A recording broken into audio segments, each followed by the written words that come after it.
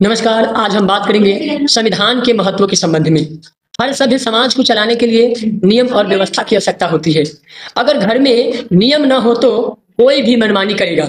अगर स्कूल में नियम न हो तो विद्यार्थी समय पर न पढ़ेगा और न ही परीक्षा देंगे।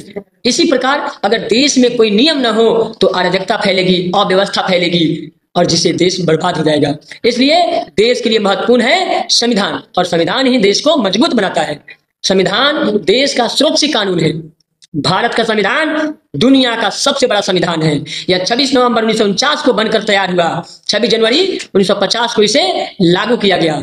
इस संविधान में भारत गणराज्य बना, यानी कि स्वतंत्र भारत का एक अलग संविधान बना, नियम कानून बना। संविधान की संरचना यानी कंस्ट्रक्शन, भारतीय संविधान को बनाने में डॉक्टर भीमराव अम्बेडकर का विशेष योगदान था। इन्हें संविधान निर्माता यानी father of the Indian constitution भी कहा जाता है। संविधान सभा कॉन्स्टिट्यूट असेंबली ने इसे बनाया था।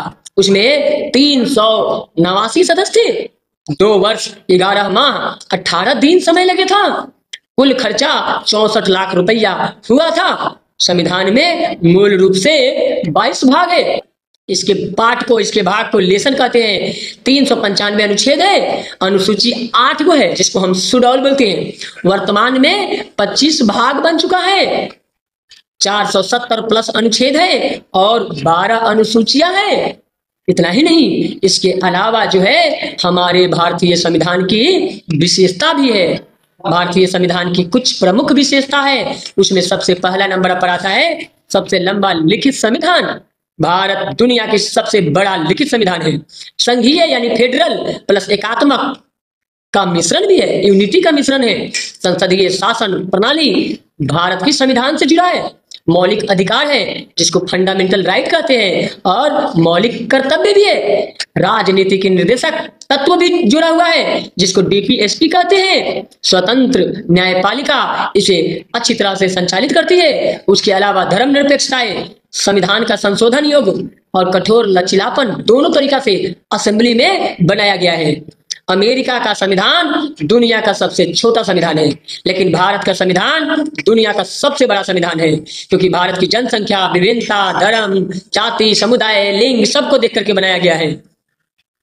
भारत की संविधान अनुसूचियां यानी कि शेड्यूल, जो शेड्यूल बनाया गया है उसमें अनुसूचियों का महत्व दिया गया है। अनुसूचियां यानी दरअसल संविधान का इंडेक्स है, जिसे किताब में इंडेक्स देखकर हम तुरंत चैप्टर पलट देते हैं। वैसे ही संविधान में चैप्टर बनाया गया है, सभी में काम अलग अलग बताया गया है। मूल रूप से 8 अनुसूची है, अब ये 12 हो चुका है।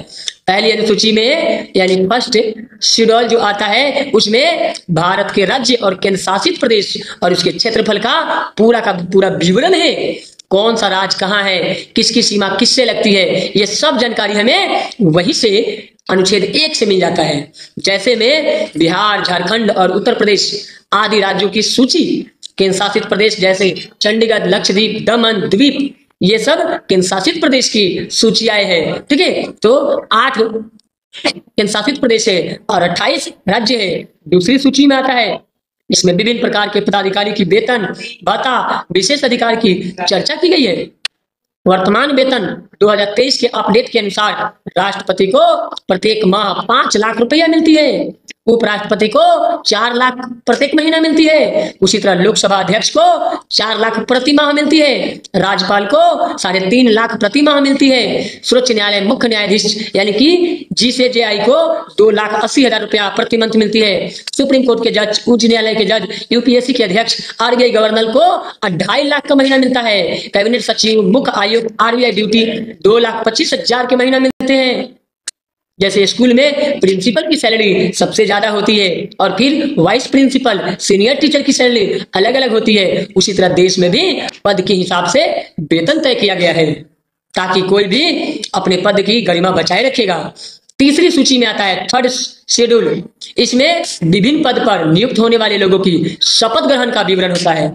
इसमें राष्ट्रपति और उपराष्ट्रपति की शपथ शामिल नहीं होते हैं, इसके अलावा सभी की शपथ शामिल होता है। जैसे कोई नया प्रधानमंत्री बनता है तो शपथ लेता है, मैं ईश्वर की शपथ लेता हूं कि तीसरी सूची में या अनुसूची में ली जाती है और हम उसकी गरिमा की रक्षा करेंगे।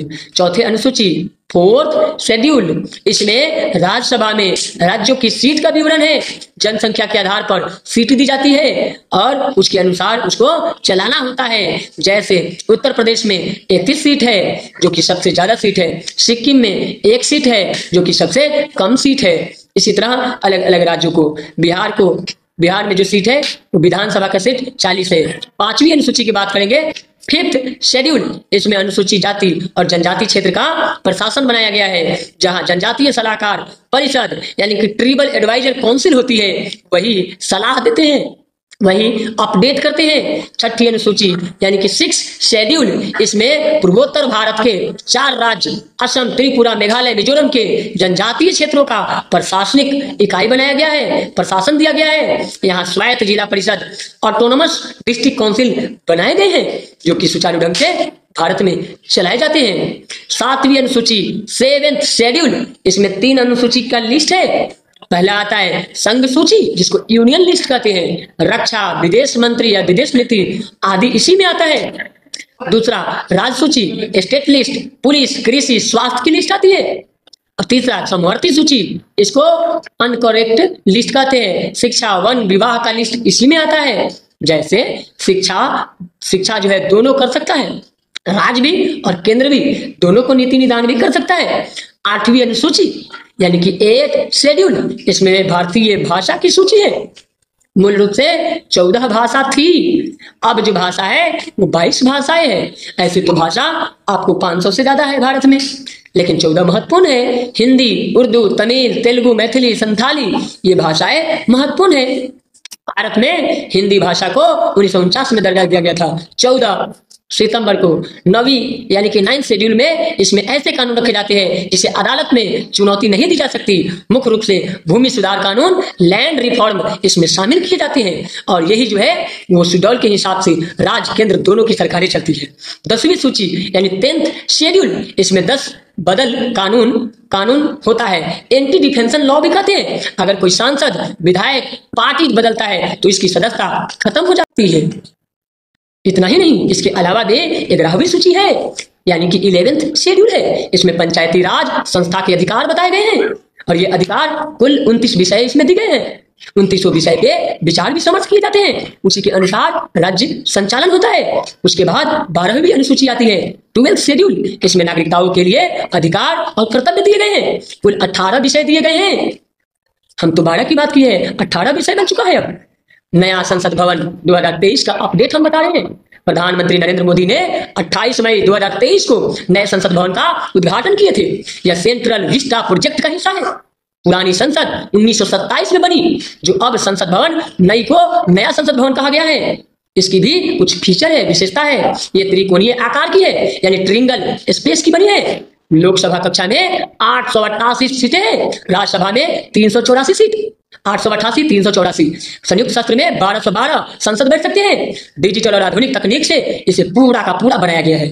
संविधान में जोड़ा गया संविधान हॉल भी इसी में बनाया गया है, जिसमें विचार विमर्श कर सकते हैं, उसमें बैठ करके कुछ अरेंजमेंट कर सकते हैं। 6ठा नंबर पे आता है हाल के संशोधन, लेटेस्ट अमेंडमेंट, जो कि 103वां संशोधन 2019 में ईडब्ल्यूएस को 10% आरक्षण मिला। 104वां संशोधन 2020 को एंग्लो इंडियन आरक्षण खत्म किए गए। 105वां संशोधन 21 में राज्यों का संरक्षण अधिकार दिया गया। 6वां संशोधन 21-23 में महिलाओं के लिए अधिकार 33% का आरक्षण दिया गया। इस तरह से संसद में संविधान में संशोधन होता रहता है। परीक्षा दृष्टि से संविधान और अनुसूची से जुड़े हर प्रश्न परीक्षा में पूछे जाते हैं, चाहे वो परीक्षा यूपीएससी का हो, बीपीएससी का हो, एसएससी का हो, रेलवे का हो, बैंकिंग का हो, या आप किसी भी एग्जाम दे रहे हो, सभी में क्वेश्चन आते हैं। नंबर 1 नक्शा, वेतन, शपथ, सीट, जनजाति, पूर्व जाति, ये सभी जो है दल बदल, पंचायती राज, नगर, इन तमाम चीजों के बारे में पूछा ही जाता है। तो आप घबराइए नहीं। सबसे पहले भारतीय संविधान केवल कानून की किताब नहीं है, ये निष्कर्ष मेरा है। यदि हमारे लोकतंत्र की आत्मा है, ये हमें अधिकार देता है, कर्तव्य सिखाता है, राष्ट्र की एकता बनाए रखता है। छात्रों के लिए जरूरी है कि वे इस केवल रटे विषय को नहीं बल्कि जीवन भर इसे समझकर अपनाएं। अगर आप इसको सही से समझे और लोगों को समझाएंगे तो बहुत ही अच्छा नागरिक बन जाएंगे और सही जानकारी फैलाकर सभी का कल्याण करेंगे। धन्यवाद। आप लोग इस वीडियो को पूरे भारत के विद्यार्थियों के पास पहुंचा दीजिए, चाहे वो किसी भी स्टेट के बच्चे हो, उन्हें एग्जाम में इन वीडियो से जरूर मदद होगा। धन्यवाद।